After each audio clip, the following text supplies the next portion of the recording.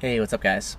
So in this video, we're going to be talking about radar detector testing, and specifically setting up a long-range radar detector course where you have a radar gun on one end of a course, and then you're driving towards it with the radar detector, and you repeat this process with a number of different radar detectors to see which one gives you the best range, right? Now, I put together a whole article on my website going over all this information, and a lot more detail than what I'm going to be going over here. So for those of you guys who want to actually conduct your own radar detector tests, definitely take a look. Link is in the video description, and read over that. I've also done a video going over the #1 mistake that people make when testing radar detectors, which is actually testing with 2 detectors at the same time. If you do that, your results will be totally invalid and useless, quite frankly. So you really do need to test with 1 detector at a time. Watch my video on that for more information. Anyways, let's go ahead and start jumping into some tips and tricks when it comes to radar detector testing. We'll start actually with selecting a course. Now, the course that you test on can make a huge difference when it comes to your testing. Ideally, what you're going to want is a course that's actually showing you separation between detectors, right? So a more sensitive detector should give you longer range than a less sensitive detector, but that's not always going to be the case.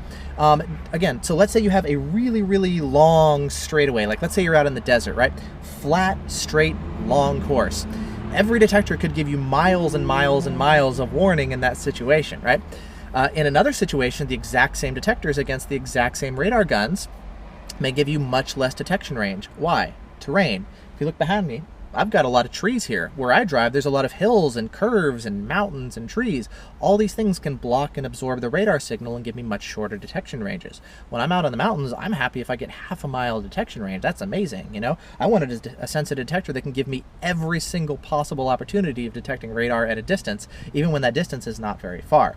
So when it comes to shorter courses like this, because you've got hills and curves, those can all be zones that block the radar signal, and it's possible for multiple detectors to all actually alert in almost the exact same location. You come over top of a hill, or you come around a bend, and all of a sudden the radar signal goes from nothing to boom, super strong, and every detector alerts in the same location. And so you're not really seeing separation between detectors. You may actually see one detector alert around a bend, and another one may alert around a closer bend. And so you're starting to see separation between detectors. You may not, and you may see every detector alerting in the same spot. So this will actually require a little bit of trial and error to find a suitable course. In some situations, yes, a lot of detectors will alert in the same spot, and that's really good information. There's times where you may not actually see any benefit to a more sensitive detector. There's also situations in other courses where you will see a big difference. So it's really helpful to actually test on multiple different courses in multiple different terrains, and that's actually one of the reasons why it's so helpful to have many different testers involved who can test all around the country, because we've got different terrain all around the country. So it's actually awesome for you guys to be conducting your own testing, which is one of the reasons I'm such a big advocate of it. Is it's actually really helpful to have a lot of people conducting these tests. Lots more data, lots more information, and we just want to make sure all this information and data is correct and valid, and nothing going on with the testing is invalidating the results, which would waste your time as a tester and would produce misleading results. So that's what we want to avoid. So something to consider when you're testing is make sure that you try out a number of different test courses. You know, look for a place where you can safely park a radar car on the side of the road, and you've got convenient places to turn around. You can drive to one end of the course, turn around, and come back, you know? So things like that to look for in a course. Now, what about setting up the radar detector in your vehicle? Well, I mentioned running only 1 radar detector at a time. You're going to also want to do things like when you've got a detector, make sure every detector is placed in the exact same position on the windshield, right? The idea is you want to make sure every detector is set up exactly the same, and the only variables involved in your test is the sensitivity of the detector, nothing else involved. So make sure every detector is in the exact same location on your windshield, high or low, or whatever you want for testing purposes. Just make sure it's the same. Now make sure your detector is not angled up like this. You're not trying to detect radar from the International Space Station, right? You're not trying to detect radar down like this. Make sure it's not pointed left or right. Your windshield will curve a little bit, right? So make sure it's in the center of the windshield, not off to the side. So make sure it's pointed straight and level, and that's also a good practice for just radar detection in general. You know, radar detectors are most sensitive to signals coming straight in, and they're less sensitive to signals coming in at an angle. That's actually something you could test out. On-axis sensitivity versus off-axis sensitivity. Both are important, and there's more than just how far it alerts. On-axis versus off-axis, against different bands, with different filtering settings. There's so many different things that you can test, right? So anyway, detector positioning, very, very important to make sure that they're all performing in the same position and we have as close to a consistent apples-to-apples test. What about the radar gun itself? Well, same thing with the radar gun. You're going to want to make sure that the radar gun, if you have a dash mount unit, take the antenna and just point it straight out the car, point it down the course so it's able to clock cars, and just set it up like a police officer would do. Make sure that I've got a handheld unit here. The radar gun is able to see over the wipers. Make sure that your fan is actually turned off for your air conditioning unit. The spinning blades in your fan can actually cause interference in a radar gun and produce false readings on a radar gun, so you're going to have to make sure that that's not an issue. So turn on the audio Doppler and listen to the radar gun so that you can hear if there's any like or anything going on. You'll actually be able to hear that in the radar gun, but ideally turn off the AC. I know that might be a problem when it gets super hot in the summertime, but watch out for false readings like that.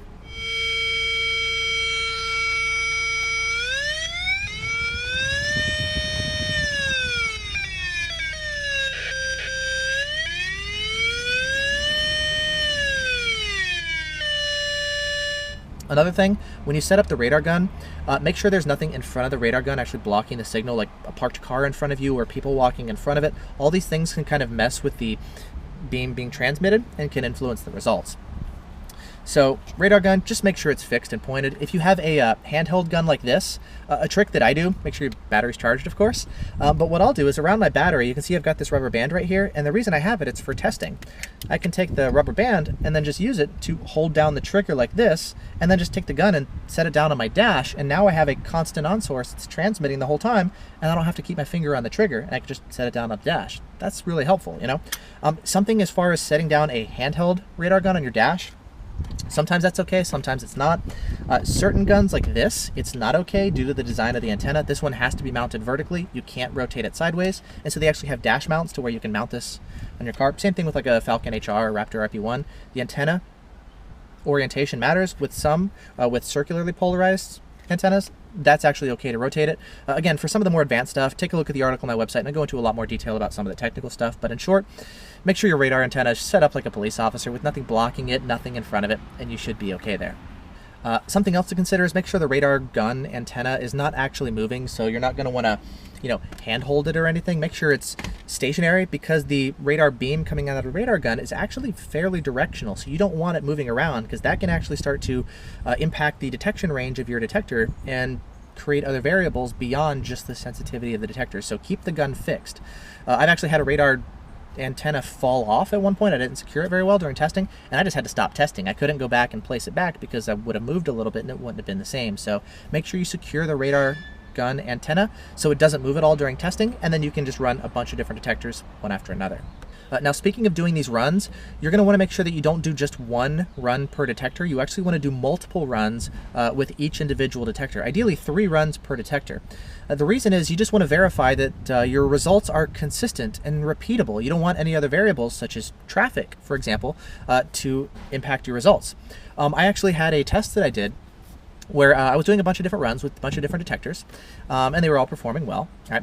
And then I went to go test the Escort Redline, and I'm like, awesome, Redline, long-range detection, right? And I was expecting a really long-range detection, but I got a really poor run out of the Redline, and I'm like, something is wrong here. I ran the detector 2 more times, and suddenly I was getting really long detections, just like I was expecting.